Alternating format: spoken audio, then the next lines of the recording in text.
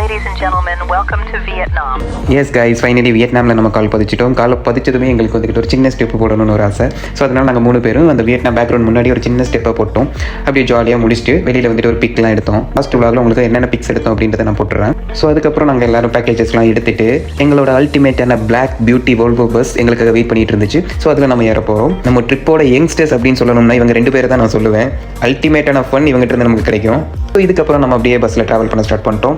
Vietnam city இதெல்லாம் கொஞ்சம் அப்படியே பார்த்து என்ஜாய் பண்ணிட்டு நம்மளோட ஹோட்டலுக்கு ரீச் ஆகிட்டோம். ஸோ ஹோட்டல் ரீச் ஆனதுமே ஒரு வெல்கம் ட்ரிங்க் கொடுத்துருந்தாங்க. அதுவே அல்டிமேட்டாக இருந்துச்சு. ஸோ எங்களோட பிளான் என்ன, ஃபஸ்ட்டு நீங்கள் சாப்பிட்ருங்க. ஃபஸ்ட்டு ஏன்னா எல்லாருமே பசியில் வந்திருக்காங்க. ஃபஸ்ட்டு நீங்கள் சாப்பிட்ருங்க. சாப்பிட்டதுக்கப்புறம் நீங்கள் ரூம் போயிட்டு ஃப்ரெஷ்ஷப் ஆகிட்டு வாங்க அப்படின்ற மாதிரி சொல்லியிருந்தாங்க. ஸோ ஆல்ரெடி இந்த வெல்கம் ட்ரிங்க் அல்டிமேட்டாக இருந்துச்சு. நல்லா பயங்கர பசியில் இருந்தேன். இந்த வெல்கம் ட்ரிங்க் டேஸ்ட்டே எனக்கு வேறு லெவலில் இருந்துச்சு. ஸோ இந்த ஃபுட் ஐட்டம்ஸ் பார்த்தா அதுக்கு மேலே இருந்துச்சு. பார்க்கவே அவ்வளோ க்யூட்டாக இன்னைக்கு எல்லாமே நம்ம டேஸ்ட் பண்ணிடணும். எதையுமே மிஸ் பண்ணக்கூடாது. வெஜ்ஜாக இருந்தாலும் சரி, நான்வெஜ்ஜாக இருந்தாலும் சரி, எல்லாம் வியட்நாம் ஃபுட்டும் நம்ம டேஸ்ட் பண்ணி ஆகணும் அப்படின்னு சொல்லிட்டு பிளேட் எடுத்துட்டு ஒவ்வொரு ஐட்டமாக எடுத்து நான் பிளேட்டில் போட ஸ்டார்ட் பண்ணிட்டேன். பிளேட்டை ஃபுல்லாகவே பண்ணிவிட்டு இதை ஃபஸ்ட்டு முடிச்சிருவோம். இதை முடிச்சதுக்கப்புறம் நெக்ஸ்ட் ரவுண்டில் போய்ட்டு அடுத்து ட்ரை பண்ணுவோம் அப்படின்னு சொல்லிட்டு அவ்வளோ ஒரு ஹாப்பினஸோட நான் சாப்பிட வந்தேன். ஆனால் ஃபஸ்ட் நாளே வியட்நாம் ஃபுட்டை நான் இவ்வளோ வெறுத்து போவேன் அப்படின்றது எனக்கு தெரியாது.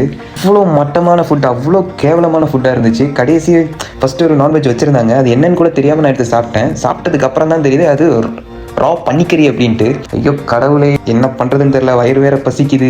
கடைசி அந்த ஃப்ரூட்ஸ் வெட்டி வச்சுருந்தாங்க. வாட்டர் மெலன் அந்த மாதிரிலாம் நிறைய கொஞ்சம் ஃப்ரூட்ஸ் வச்சுருந்தாங்க. அதை சாப்பிட்டு தான் கொஞ்சம் வயிறை ரெடி பண்ணோம். ஃபுட்டு எப்படி இருக்கு?